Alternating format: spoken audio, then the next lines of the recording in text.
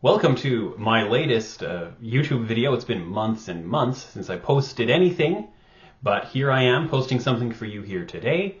And I just really wanted to highlight an exciting thing that I think I'm going to make some more videos about in the future. Just want to sort of dip in right now, make this short video for you, dear listeners, about the fact that this year, 2025, is the 1700th anniversary of the Council of Nicaea, which is pretty cool. It's a pretty exciting thing to have an anniversary like that come up. And so you may be thinking, great, well, what should we do to commemorate the Council of Nicaea? Well, here is one tip, at least. Use the Nicene Creed at church on Sunday. Now, I know the one we use liturgically, technically not the Nicene Creed. Technically a creed that emerges from the Council of Constantinople in 381, but hey, nevertheless, it's definitely related to the Nicene Creed, and what it teaches is the Nicene faith. It teaches the truths that the fathers of the Council of Nicaea were seeking, and so it's definitely worth your time to make the time at your church to recite the Nicene Creed. I know some Anglican churches that have chosen, I understand from some preachers, it's a time question, to use the Apostles' Creed at a service of Holy Communion, not just at morning and evening prayer. I encourage those clergy, start using the Nicene Creed, which is the one that has historically been used at the Holy Communion until the 20th century anyway. So that's one thing that you can do. Another thing you can do is sit down and read the Nicene Creed in depth and think about it and meditate on it line by line. That's not a bad idea, you know. I've talked on videos here before about meditative approaches to reading. You can do that discursively and pray to the Lord for him to sort of help you enter more deeply into the mystery of the faith.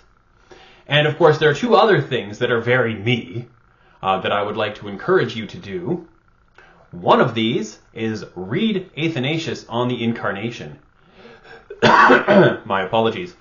Saint Athanasius is the great defender of the orthodoxy of Nicaea. He is the great defender of the word homoousion, consubstantialis, consubstantial, of one being, of one essence, saying that the Son is of one essence with the Father. So that's a really great idea to read what he has to say in his work on the Incarnation, which is a really interesting book that I have written about elsewhere.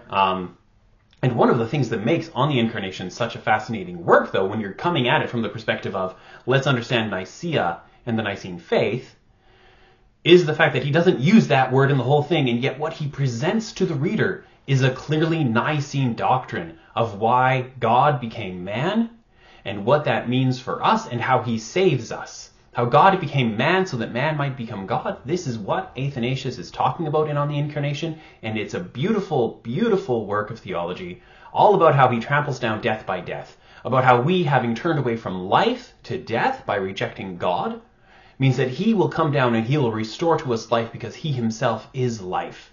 And his incarnation itself, and of course his death, Athanasius doesn't neglect the death of Christ on the cross and how his resurrection defeated our great enemy. Through these things, he empowers us by his grace to turn again to him, to be quickened, to receive life, and to be able to live forever. So that is one thing that you can do, is read On the Incarnation. I think that's a great option. The second thing that I recommend perhaps you do is take my upcoming course starting in April from the Davenant Institute about the 7 ecumenical councils, because one of the things that makes the Council of Nicaea fascinating, interesting, and important isn't simply that it comes up with an orthodox statement of the faith about how the Son is of one essence with the Father that is agreed upon by a majority of the bishops, to counter the teaching of Arius that he is basically the firstborn of creation solely and therefore not God. That's not the only thing that makes Nicaea interesting, because if you look at the century, the decades that follow, Nicaea is not a closed case. People reopen the question at the death of Constantine, and they actually do it in subtle ways before Constantine dies. So from 337 to 381, there's a huge battle about this.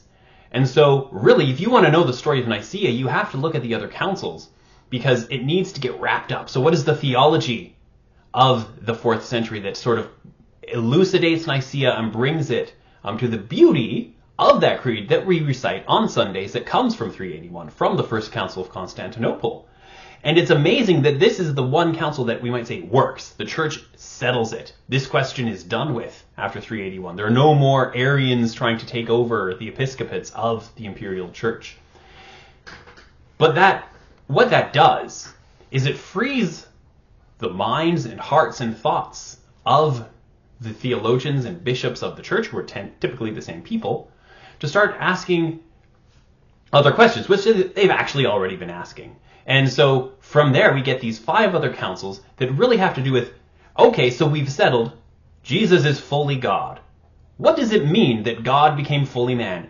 How do you articulate that in a way that is philosophically coherent on the one hand and biblically faithful on the other? How do you hold in tension the truths of Scripture and speak in a way that is safe and good and holy? And so we move in the dogmatic theology of the church. We move beyond the question of the Trinity, which is beautifully articulated by St. Gregory of Nazianzus in his 5 theological orations from around the time of the First Council of Constantinople, to what we call Christology. And so we're going to be looking at Trinity and Christology, and what are the implications of Christology, and how do these things tie up into our human salvation? Why should we care? These are questions we're going to be looking at in my course as we look at the 7 ecumenical councils in their historical context. So I really hope you'll take the moment to sign up for that course. And if you don't have the time or the money, send a message in the comments and I can recommend some other resources for you so you can really get down into that. But I really do hope that you can sign up for the course, not just because I want people signing up for my courses, but because I think there's something really great about studying with us at Davenant Hall. We have these great discussion periods, so it's not just you alone with the book. It's you reading the ancient sources themselves and then interacting with other students and with me to talk about them and what they mean. So that's one wing. Great.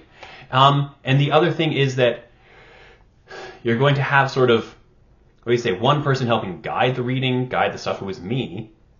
And I'm qualified to teach this. So, hey, that's good. But so would book be, right? But what it means is, because it's a live course, one of the benefits that you get from studying with us at Davenant Hall is your own particular questions can shape the direction that I take in future lectures. Whereas if you read a book and you're like, oh, well, this is a thing that I really wanted to hear more about in chapter 1, it may never come up again. Whereas we can really go deep through these lectures. So I really do hope you can sign up. And that's all really I wanted to say today. I hope you have a beautiful day.